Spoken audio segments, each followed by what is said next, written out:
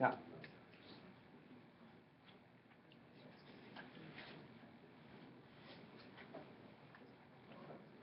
Okay. This definitely took me a lot more than the 10 minutes I had allocated to it. So I'm definitely, but I wanted to have a chance to review some of these things. I know these problems, the long ones can be fairly long and fairly difficult. There's nothing, I'm not going to deny that some of these are hard problems and long problems specifically. Again, the ones that will be on the quiz on Thursday will be from the sort of the shorter variety of these problems. They're not going to be anything nearly as complicated as this one I just did, but yeah.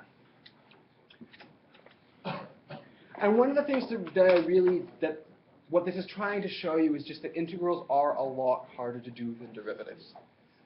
Derivatives, even if it's a very complicated function, you can oftentimes do it all in your head. Like I know students who are able to do derivatives that, like, it's a fairly complicated function with 3 different chain rules, but they can still do it all in their head without having to write out any steps. These things, try to do these without writing out any steps, for most people, you're gonna get lost really fast. Yeah, it's just it's like the difference between multiplication and division, right? Multiplication takes a lot less time than division does if you're doing it by hand, and there's the same sort of relationship between them. They're opposite procedures, inverse procedures.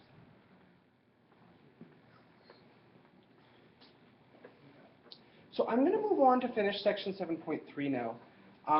There was another muddiest point that I had on the card to go over example 10 from section 7.1.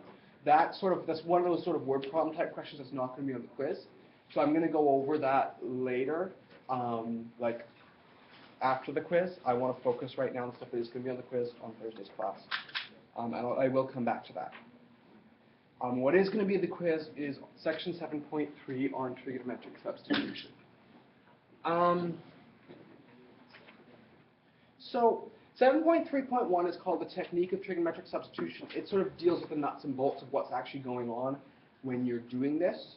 Again, Stan said he covered a fair bit of that already, so I'm sort of skipping over a bunch of these slides. What I am going to go over is the actual sort of steps of doing these sorts of things.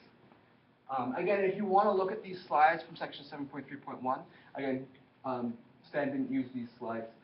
They're on the course webpage. Yeah, I didn't see them there. Did you just put them I put them up there yesterday. Yeah, I did not, to be honest, they were only typed up yesterday. That's the reason why. But yeah, they were up there yesterday. So if you haven't seen them, that's where they are.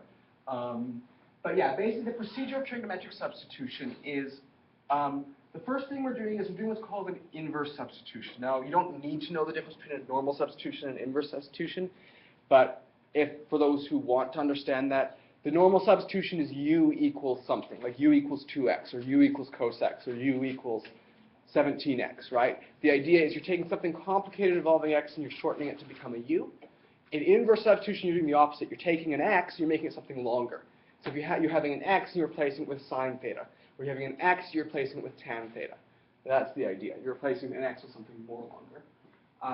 So we're always going to pick x to be a trigonometric function of theta, and which function we pick, whether it's sine theta, secant theta, or tan theta, is going to depend upon what sort of situation we're dealing with. I will go over that a little bit more in a second. The next step is to find a formula for dx in terms of d theta, right? So if you have x as sine theta, then dx would be cos theta d theta, right? Do that same sort of thing. Do the derivative of the formula, gives you a formula relates dx to d theta. So then you can sort of take your integral and turn it from an integral in terms of x into an integral in terms of theta. And when you do that, there will be a trigonometric identity you can use to simplify. And different situations will give you different identities, but they'll all give you a way to get rid of the square root. And that's sort of this goal of this entire procedure, is this sort of procedure of trigonometric substitution applies in situations where we have an integral like this one at the bottom, where we have an annoying square root that we want to get rid of. And the procedure of replacing x with a trig function will allow us to actually simplify that thing and get rid of the square root. So then once you've gotten rid of the square root, the next step is to use your procedures for trigonometric integrals. So if you have, for example, tan x secant squared x, you know to use a substitution, u equals tan x, because you have an even power secant. Right? Those sorts of things. Use the procedures of trigonometric integrals to integrate what you've got left. And the last step is to get the formula back in terms of x. And when you get the formula back in terms of x, you always do it by drawing this little right triangle thing. Or I should say the easiest way of doing it is by drawing a little right triangle thing. There are other ways of doing it. If you know another way of doing it and you want to show it to me, it's probably fine. But I think the easiest way is to do the little triangle. So, any questions about those steps before I move on to, again, there will be examples. The examples we're going to be doing are coming up in 7.3.2. But I just want to sort of check. Again, he may not have covered the steps in the same order and the same numbering as I do, but he did say he did some examples. So he would have followed these steps in one way or another. So, and he said, yeah, he did. Okay. So what I'm going to be talking about next is how do we know which trigonometric substitution to do. So what we've gone on there is the sort of the procedure of how do we actually go through doing it. What's coming up next is how do we actually choose what to make x. How do we choose whether we're going to make x sine theta or cosine theta or secant theta or whatever. And we're going to use that procedure to evaluate integrals. So the guidelines we're going to use when we're trying to figure out which sort of trigonometric function to use will be these. If we have something where we have a square root of something minus x squared, so if you have square root of 4 minus x squared, or square root of 12 minus x squared, or square root of pi minus x squared, the substitution is always going to be x equals some number times sine theta. The reason we do the substitution that way is because there's an identity for 1 minus sine squared. 1 minus sine squared will become cos squared. So if you have something minus x squared, you always want to make that x squared into a sine squared. So you can turn that whole thing into cos squared, which is why you pick sine theta in that case. The other thing to mention, the number in front of sine theta will always be the square root of whatever number is here. So if it's 4 minus x squared, 4 is 2 squared. So it's 2 squared minus x squared, so it's 2 sine theta. If it was a pi here, a would be square root of pi. Now, if we have, rather than something minus x squared, if it's something plus x squared, the substitution is going to be something times tan theta. And the reason for that is because of this formula. 1 plus tan squared can simplify to secant squared. Again, that's another one of the identities that you need to know. And so that's why we use the tan theta substitution in that case. If we have x squared minus a squared, there you're going to pick x to be secant theta. And the reason is because there's a formula for secant squared minus 1. Secant squared minus 1 becomes tan squared. And again, the reason I say you need to memorize these formulas is because if you don't have these formulas memorized, it's very difficult to tell which substitution to do. Right? If you don't sort of remember that, okay, the formula that looks like 1 minus x squared is the one for sine theta, you can't really tell which substitution to use. Right? So the idea is which substitution we use is based upon how these formulas look. That's the idea. So if you have these trigonometric identities memorized, it'll be a lot easier to figure out which substitution to do. One thing to mention, they mention in the textbook they have these sort of restrictions on theta, like it says in one case theta is between 0 and pi, in another case it's between negative pi over 2 and pi over 2. The key thing you need to know is that you can always choose theta to make sure that when you have a square root of something squared, it gives you a positive result. So I don't know if you remember this, but if you have something like the square root of negative 2 squared, that's one of the situations where the square root and the square do not cancel. Right? Square root of negative 2 squared is square root of 4, which is 2. It's not negative 2. Right? So if we have a negative number in here, the square root and the square do not cancel. They actually cancel and leave you with an absolute value sign. Now, we don't want to have any absolute value signs in your answers. So if those restrictions on theta that are in the textbook are just guaranteeing you that this thing inside here is going to be positive. So we won't need to put the absolute value signs. So basically what I'm trying to say is if we have square root of cosine squared theta, we don't need to write absolute value cosine theta. We can just write cosine theta. We can cancel the square root and the square, because if you pick your theta right, the cosine will always be positive. And you can always pick the theta right. That's the thing yeah. The last rule had 2 possible restrictions Yes, those are the two different locations. So the two possible restrictions on the variable are here in the unit circle and here. Those are the two places where tangent is positive. You said one or the other, and I didn't know how to choose. Oh, so if, let's say we had x is, so the substitution is x is secant theta. Let's suppose x was negative 2, right? If secant theta is negative 2, secant theta is 1 over cosine. So we'll get that cosine theta is negative 1/2. Now, where could cosine theta be negative 1/2? Well, the x-coordinate is negative 1/2, so it's either up here or down here. Now, it's got to be this one, right? So you would pick this restriction if your x was negative 1/2. If your x is positive 1/2, the two possibilities would be here or here. So you pick this restriction. Does that make sense? Yeah. Now, I am certainly not going to be testing you on those restrictions. This is the first thing I'm going to mention, is I'm not going to ask any questions in this class that requires you to know what those restrictions are. They are necessary if you're trying to figure out things like what is the range, or what's the domain of the thing you get from the integral. If you integrate it, you get an answer, and you're not sure what the domain of that thing is. Then you have to sort of think about, what are the restrictions on the theta that we used. I'm not going to ask you to do that. I'm not going to ask you to find the domain of things you get from an integral. So you don't really need, the thing you need to know about the restrictions is that they guarantee that these square roots will always end up being positive, that you don't have to put absolute value signs.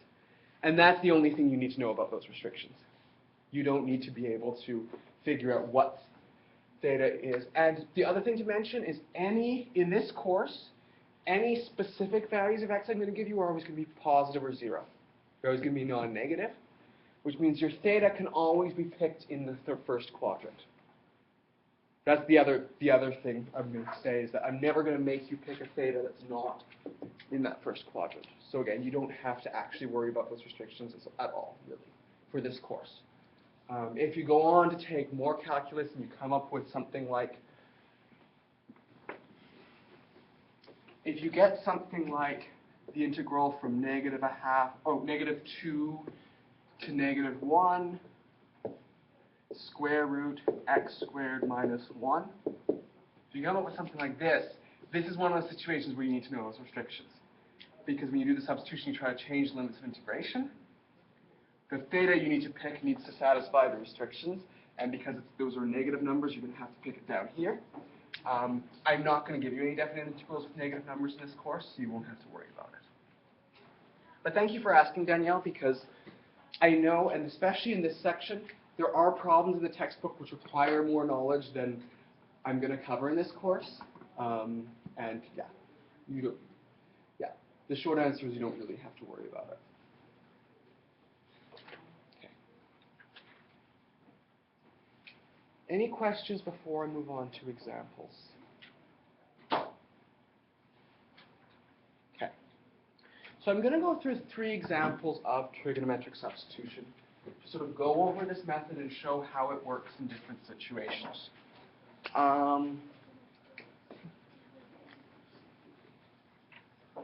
So the first one I've got here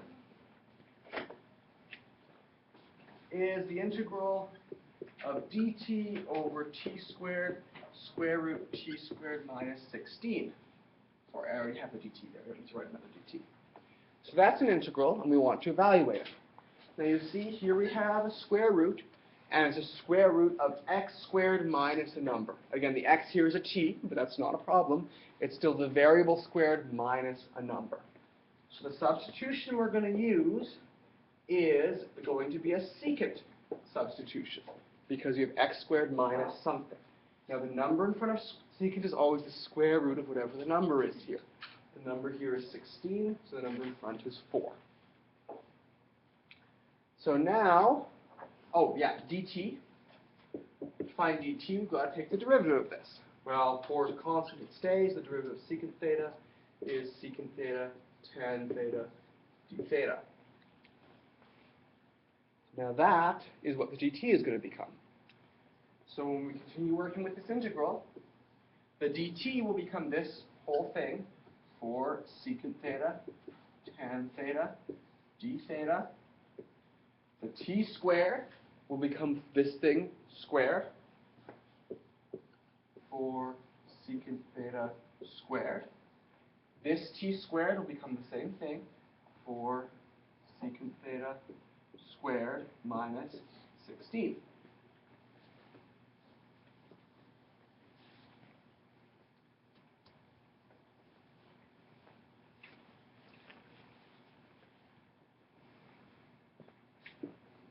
So of course I'm going to simplify what's on the bottom there.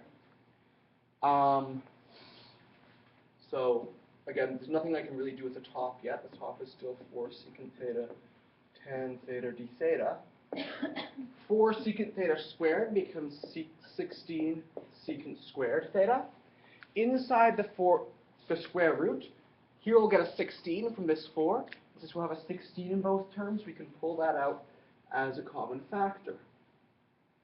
So if we take 16 out of 16 secant squared, we're left with secant squared. If we take a 16 out of 1, we're left with 1. Or 16 out of 16, we're left with 1. So this thing, 4 secant theta squared, becomes 16 secant squared theta, right? And the 16 is a common factor. If I take it out, I'm left with a secant squared here and a 1 there.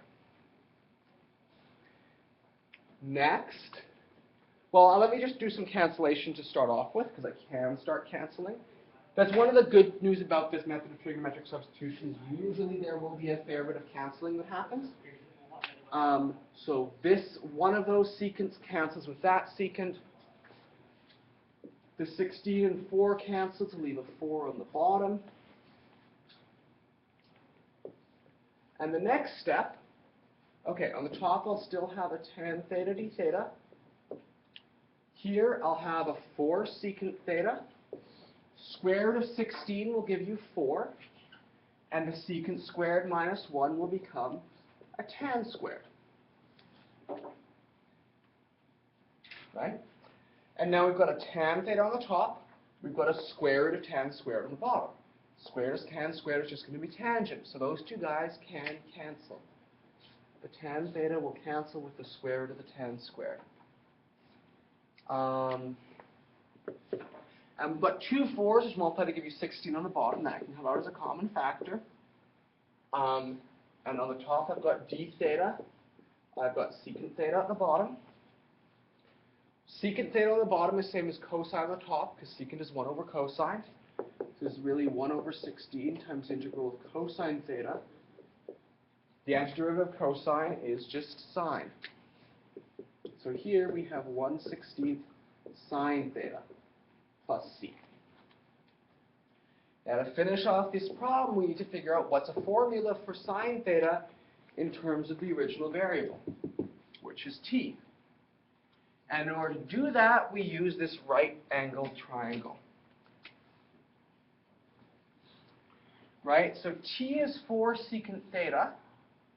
That means that secant theta is t over 4.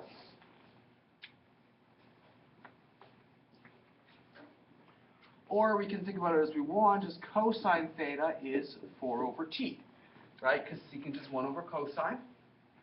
Cosine is the adjacent over the hypotenuse. So if cosine is 4 over t, that means the adjacent is 4 and the hypotenuse is t. If you want to figure out what the third side is, you've got to use the Pythagorean theorem. It's going to be the square root of this squared minus this squared. So it's going to be the square root of t squared minus 16. Now, one of the nice things about this right-angled triangle thing is that whatever square root you get in the right-angled triangle should always be the same as the square root we got over here. If it's not the same as this square root, you've made a mistake somewhere. So this square root of t squared minus 16 is coming up again over here. And if you want to figure out what sine theta is the opposite over the hypotenuse. This is the opposite. This is the hypotenuse. So the final answer here is going to be 1/16 square root of t squared minus 16 over t plus c. Now there are other ways to get this formula from the sine theta, but I think the easiest way is doing this. Otherwise you have to have sine of secant inverse of t over 4, and doing sine of secant inverse is not a nice thing to work with. It's easier to sort of just draw out the triangle. Sorry, I didn't put where the right angle is. This is supposed to be the right angle in that triangle. From this, I was going to say, from that side of the board, it looked like a right angle. From here, it does not at all. So clearly I was drawing it looking from the side. Anyways, this is supposed to be the right angle, so that's supposed to be the hypotenuse. Any questions about example 2 here?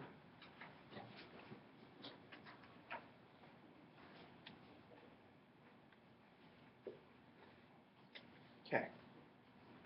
Example 3.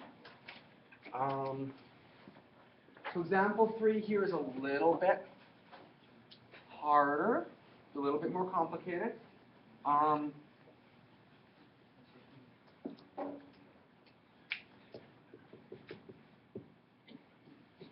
So here we have the integral of du over u square root 5 minus u squared. So here, when we're doing our substitution, the number here is 5, and 5 doesn't have a nice round square root. So the first thing to mention, we've got something minus u squared, so that means it's a sign substitution. But again, 5 doesn't have a nice square root, so we have to use just square root of 5. Even though we don't know what square root of 5 is, it's some decimal that's ugly. Just write the substitution as u equals square root of 5 sine theta. Right? So this 5 is square root of 5 all squared. Right? So if that's our u du is going to be the derivative of this. Square root of 5 stays, cosine theta d theta. So that means the du on the top will become square root of 5 cosine theta d theta.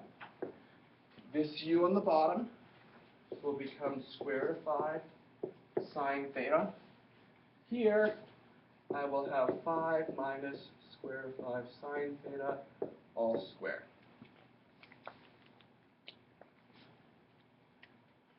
So I'm going to keep going. First, there's a square root of 5 on the top, square root of 5 on the bottom. Those guys can cancel. Again, in these sorts of problems, I always try to cancel as soon as I can. It'll make everything simpler. Cosine theta d theta, I can't do anything with that on the top yet. Sine theta on the bottom, I can't do anything with that yet.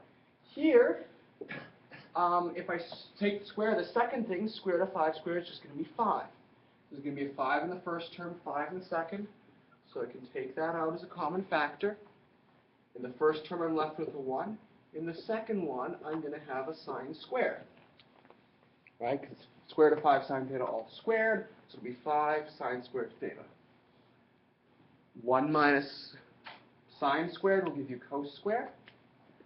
So this whole thing will become a cos theta d theta over sine theta square root of 5 square root of cos squared.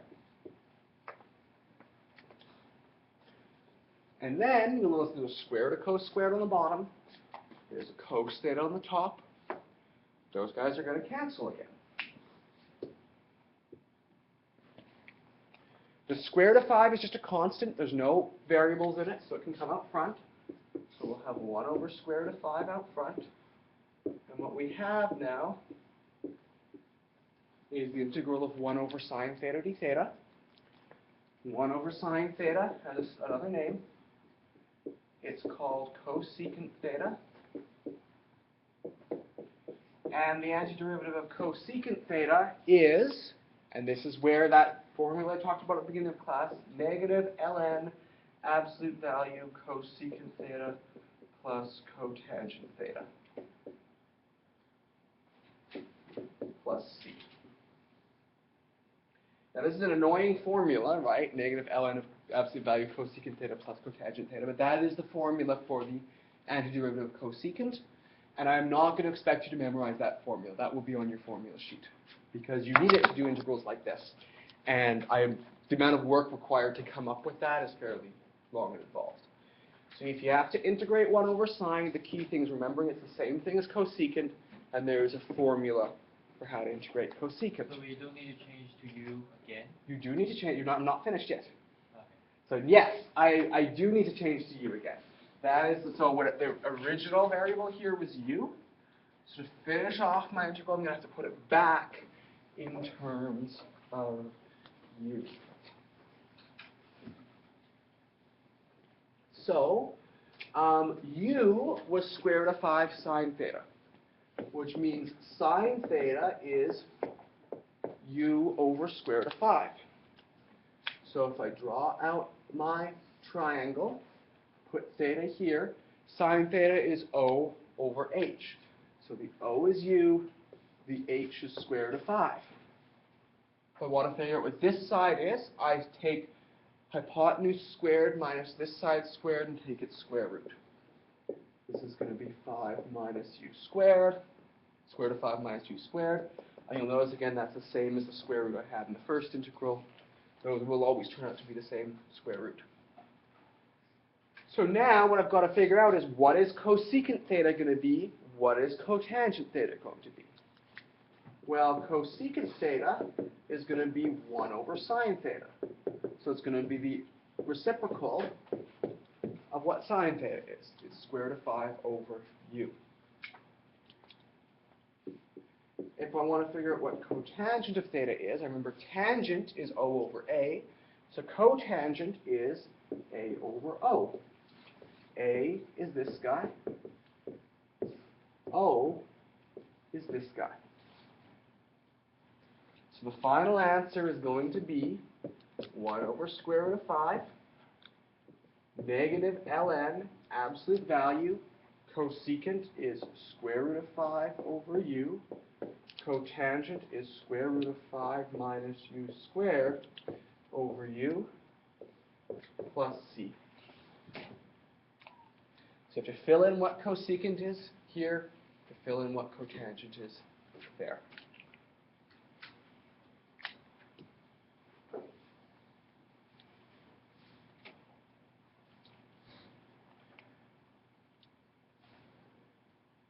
Any questions about example 3 here?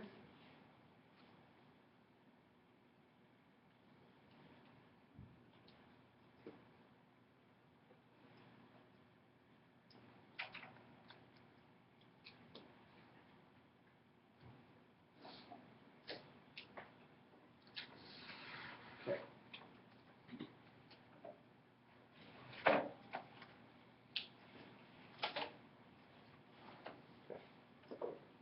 So I'm going to start example 4.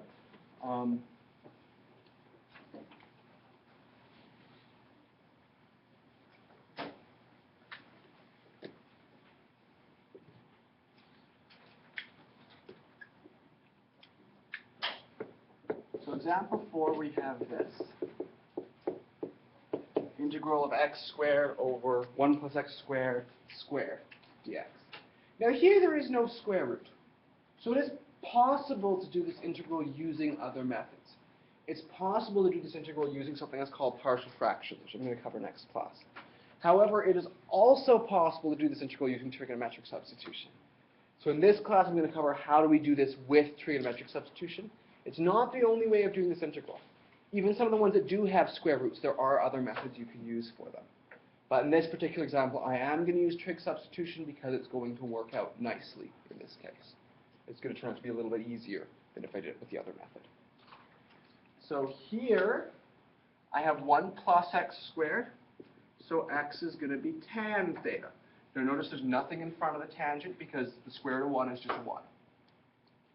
So if x is tan theta, dx is secant squared theta d theta.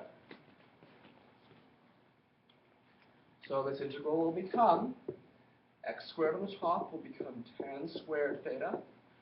On the bottom I have 1 plus tan squared theta squared, and the dx will become secant squared theta d theta.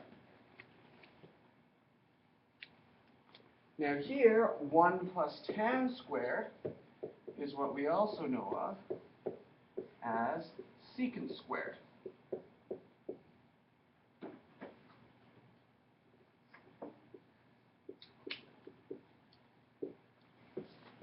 And secant squared is going to be secant to the 4th.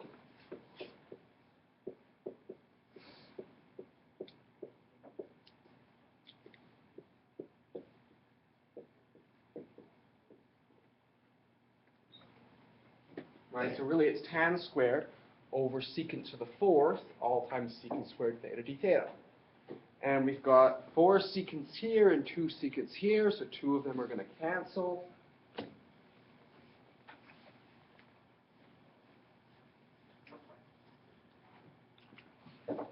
And if 2 of them cancel, we get tan squared theta over secant squared theta d theta. Now there's a couple of different ways of doing this integral at this point.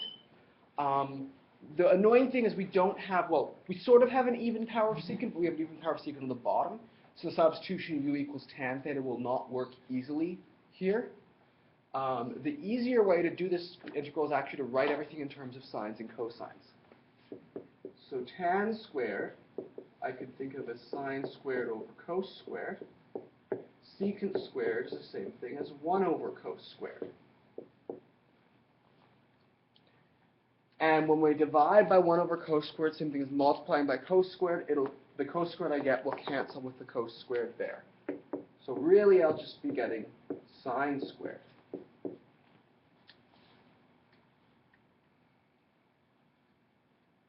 And if I want to integrate sine squared, there's a formula I need to do that. Sine squared is 1 minus cosine 2 theta all over 2. So again, this is where I said sort of in this middle section of doing trigonometric substitution, sometimes we need those rules for trig integrals. Right? And one of the rules for trig integrals is if you have an even power of sine, we use this formula. Yeah. So the 1/2 can be pulled out front as a constant.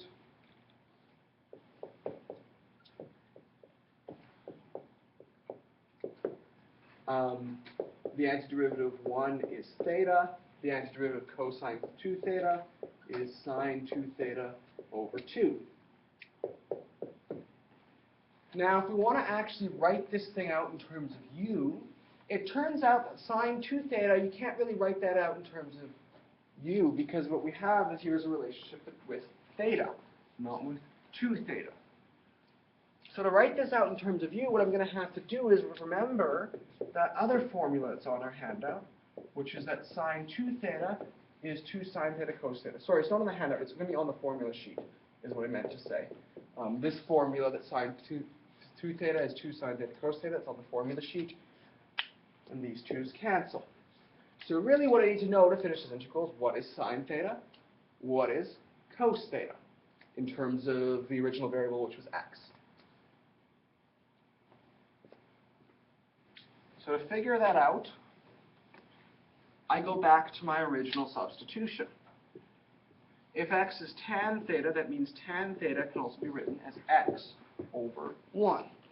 Right? X is the same thing as x over 1. Tan theta is the opposite over the adjacent. So if we draw our triangle, the opposite is going to be x, the adjacent is going to be 1. So the third side, to get the hypotenuse, to take the 2 squares and add them. 1 squared plus x squared, take the square root. That gives me the length of the hypotenuse. So, sine theta is going to be the opposite over the hypotenuse. X over square root of 1 plus x squared. Cosine theta is the adjacent over the hypotenuse. 1 over square 1 plus x squared. Now theta, since x is tan theta, theta is tan inverse of x. Right? That's what the inverse tangent function is useful for. If x is tan theta, theta is tan inverse of x. So this theta here will become a tan inverse x. This sine theta will become an x over square root of 1 plus x squared. The cosine theta will become a 1 over square root of 1 plus x squared. And again, there is still a plus c tacked onto the end of that thing there. We kind of ran out of space, but there should still be a plus c there.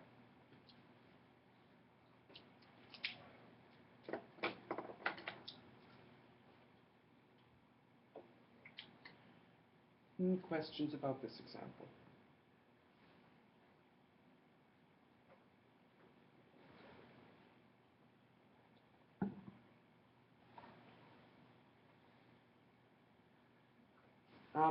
Again, because I spent a lot longer doing my points than I had intended, which is great. I'm really glad people brought up those questions. It means I am behind the schedule I'd set out, so I'm going to give you folks a break now. I'm going to do 7.3.3 after the break, then start 7.4, and see how far we get into 7.4. But I probably won't, yeah, I might not get as far as I intended, but yeah, take 10 minutes. Go sort of, and again, if you have any questions about this, feel free to ask them. Oh, I have written assignments to hand back. I forgot to mention that. So if you can stick around until you get your assignment and then take 10 minutes, that would be great. We're going to start at 12:45.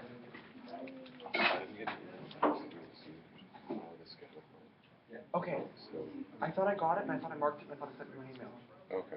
I didn't check this one. Okay, then yes. Okay. Check your email. Just I wanted will. to make sure that Yeah, you- I did mark Alright. it. So Sunny here first.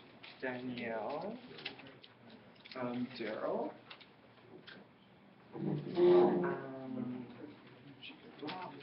Joshua. Colin. Doug. Joel. Justin. Harm here. Brian. Alicia. Dave.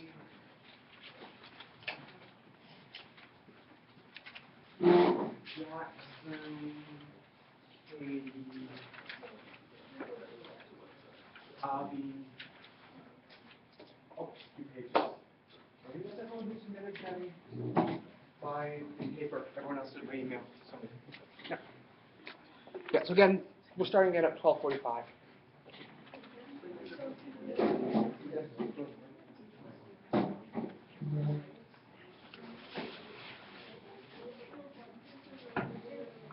It's fine, I just forgot to put in my map. Oh man, when we need this, That's the story when we of my don't. life. I usually do Well, if I everything ask right you except for, for if you write the whole thing as a Riemann sum, then that's it. If I ask you for the volume of one slice, One slice. yeah, I asked you for the volume of one slice. Oh, they got it. Yeah, yeah. Yeah. Yeah, read the question. Anyway, the reason I was trying to make it easier by doing it that way, but yeah, clearly it's yeah, I was gonna say. I mean, that is correct. If I asked you for an approximation to the whole volume, that would be correct. It's just yeah, make sure you read the question and see what yeah. Because we used to have a whole Yeah. volume, not at one I time. think one of the things that happened is about halfway through chapter 6, I started switching and not writing up the whole formula anymore with limit and sum and just saying, you know, here's the formula for the volume of one slice, here's the formula for whatever one slice, here's how you turn that into an integral. To try to sort of skip that step, because again, it's sort of, if you can sort of skip that step, if you understand how to calculate the volume of one thing, or the work done to do one thing, or the pressure, or the force on one part of the dam, any of those things, you can always turn that into an integral easily.